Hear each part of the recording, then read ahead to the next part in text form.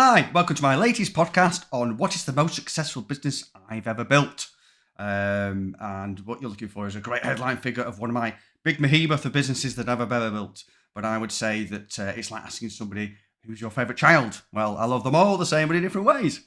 But I get asked this question all the time by people that looking to set up their own businesses say to me, Reese, okay, what's the most impressive business you've ever built? And I can't really answer that because they're all different in different ways. But rather than avoid the question, I've built two businesses from the ground up to sale. Those are my own businesses. Those are the ones I sold before Davidson Gray.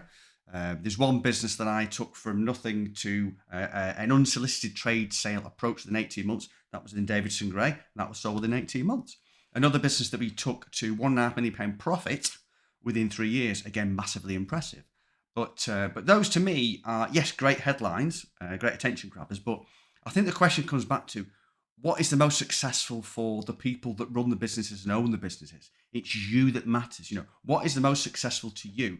And the reason why I say that, and the best example I can give you, is there's a business I'm working with now within Davidson Gray. And this chap has 5 staff. He works about 3 days a week, makes a very good income, but he works 3 days so he can spend a lot of time with his young family. And that business, runs itself without him. It's self-sustainable, earns him a good wage, and he's really happy with his life because he invests a lot of time with his family, earns a good income, still has the stimulus to work because that's still there 3 days a week. So he's as happy as content as he can be. So that to me is massively successful because we won't get into what is success, but it really is down to what is successful for you.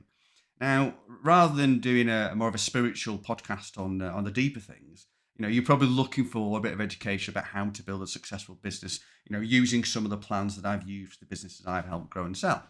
Okay, so if you're looking for, what is the most successful business, then you'll be coming back to ratios and KPIs. And I know you're going to go, oh, Reece, here we go, KPIs again. Yes, I'm a fan of KPIs because they bloody well work. That's why. Okay, so even if you're looking at something as, you could say is subjective of what is the most successful business, you could still look at KPIs and ratios. So, for example, I would say a massively important ratio within your business is staff attrition. How long are people staying with your business? How many people are exiting your business? Okay, what's the average tenure of people in your business? That shows how successful your culture, as well as things like learning and development and selection are important. So, what is your staff attrition? Okay, what are your average billings per head? Because if you have a very high average billings per head, then success breeds success. So if you've got somebody coming into your business, and let's say the average billing's 150 grand. Okay, well, and the minimum is 120. Then they're going to be about the 150 mark, aren't they? They're going to come in. They're probably going to go to the norm. But if your average billing's 200 grand, if somebody comes in who's a 150 biller, they're probably going to get dragged up to 200 grand because that is the norm. So for me, that's a very successful KPI to look at. Is what if your average billings have higher billings?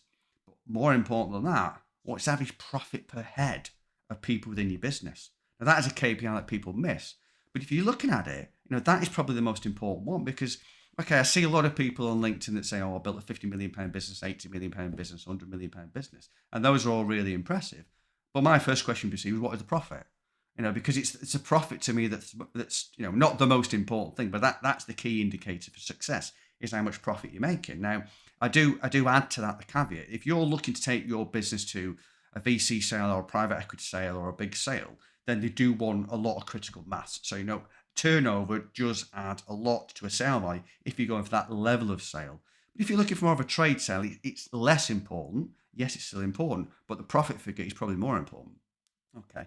If you're looking back, what is your profit? So if you're looking at, what is the average profit per head, then that will tell you how successful your business because then you just imminently have to hire more people and maintain that.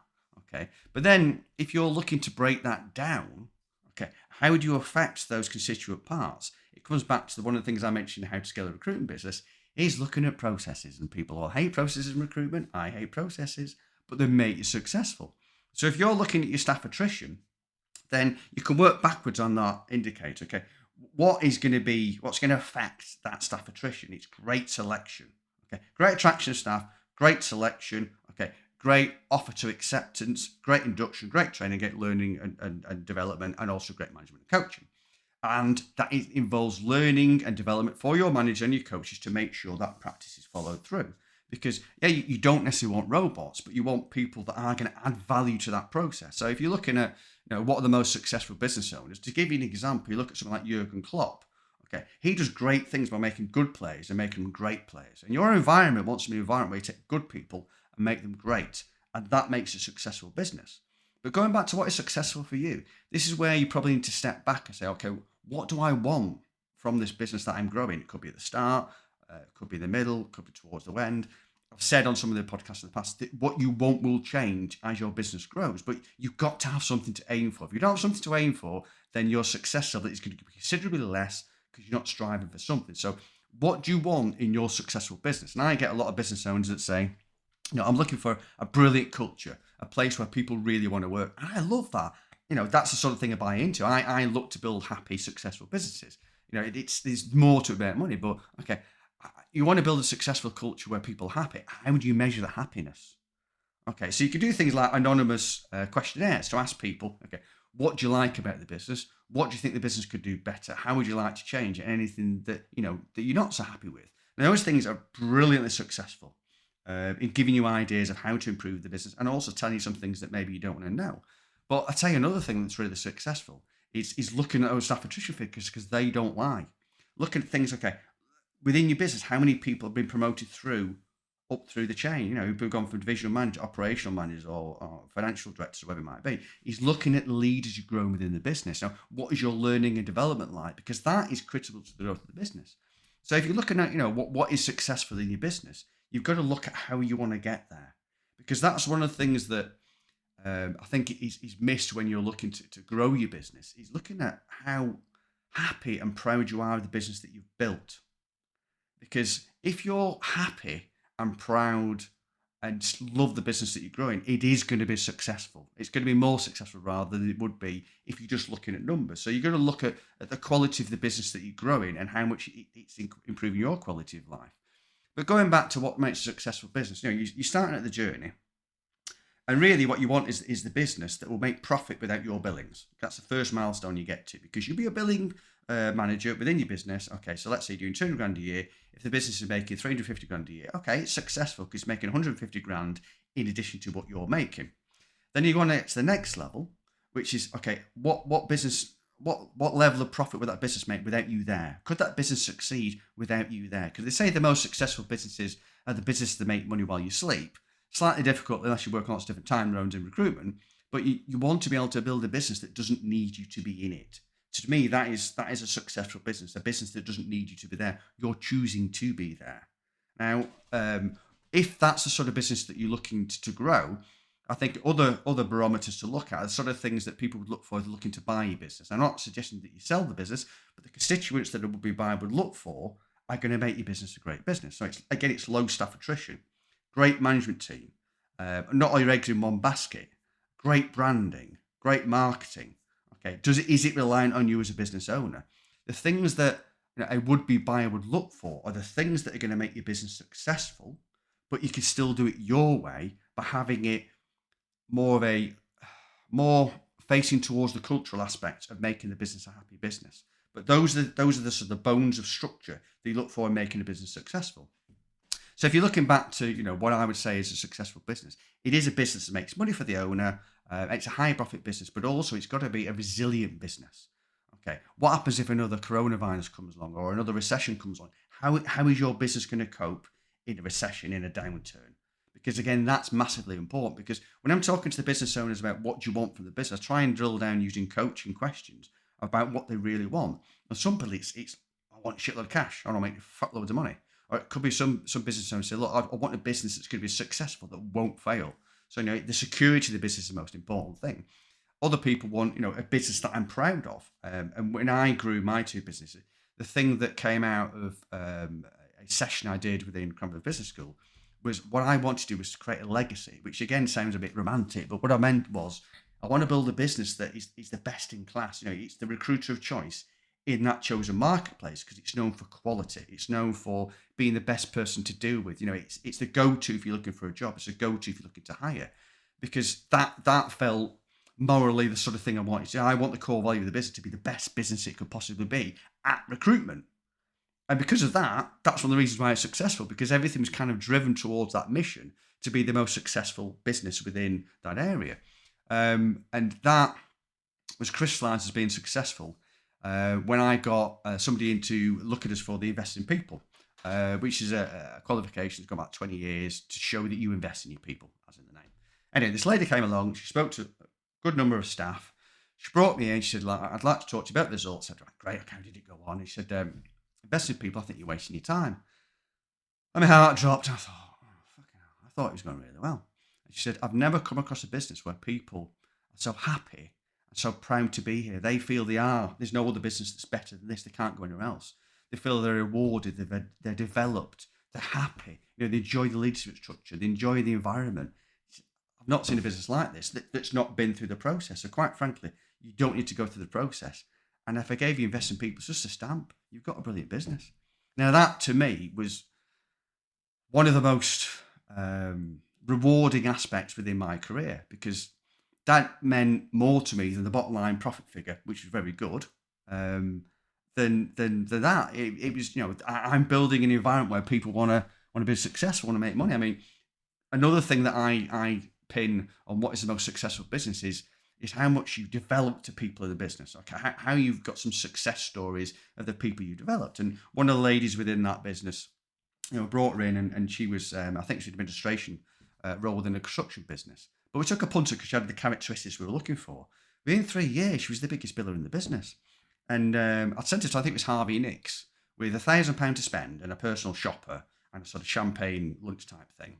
And she texted me on Saturday. She said, I can't believe I'm here. She said, I've got this lady doing my nails, and I've got champagne in the other hand. And then I got a lady talking to me about spending £1,000, within Harvey Nicks. I'm talking about £300 pair of jeans. This is going back, 20 years, so £300, like £600 now.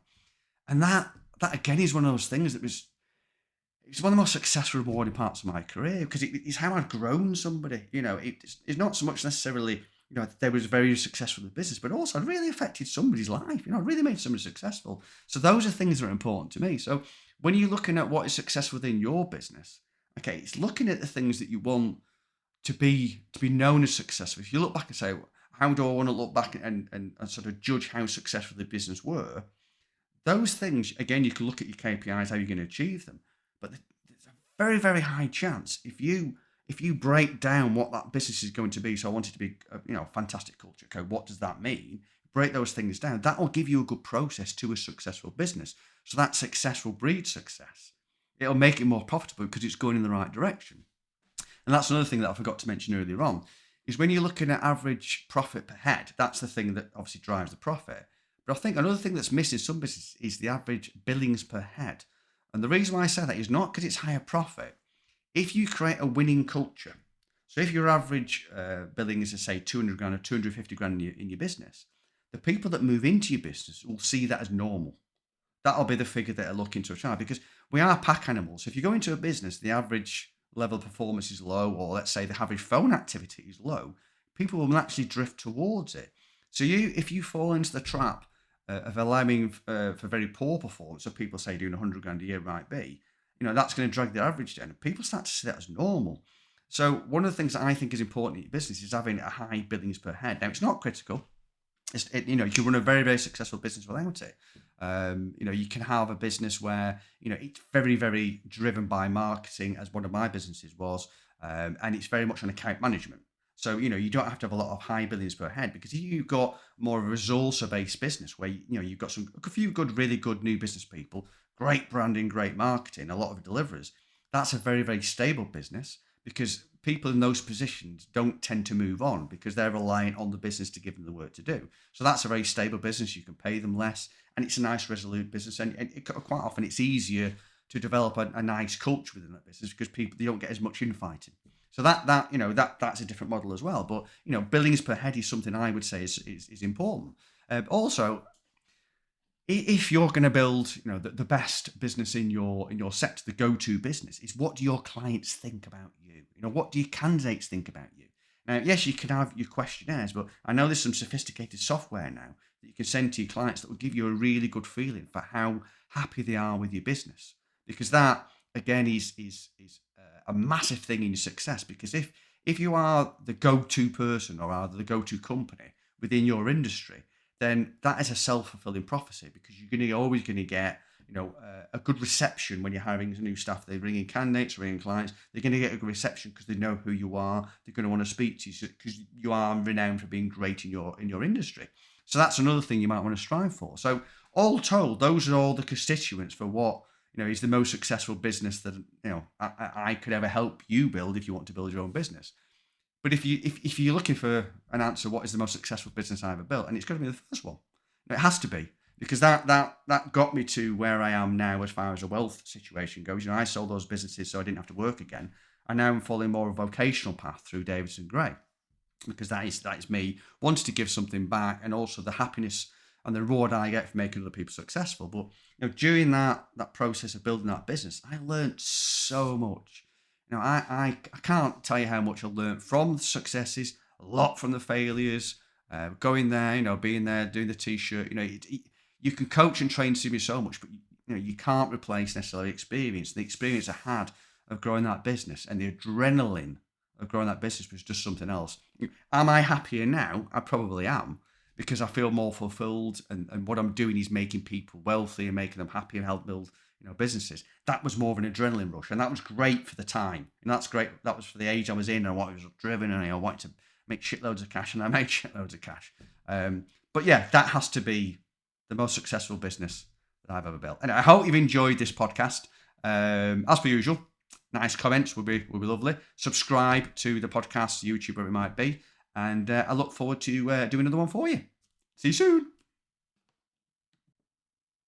Don't forget to hit that subscribe button, and also don't forget what I do as a day job with Davidson Gray. I set up recruiters in business, so I deal with startups. I back and support them with my excellent team at Davidson Gray. So if you're an aspiring business owner and be interested in working with me as a co-director and mentor, along with my amazing world-class team, check out the Davidson Gray website or send me a message or an invite on LinkedIn.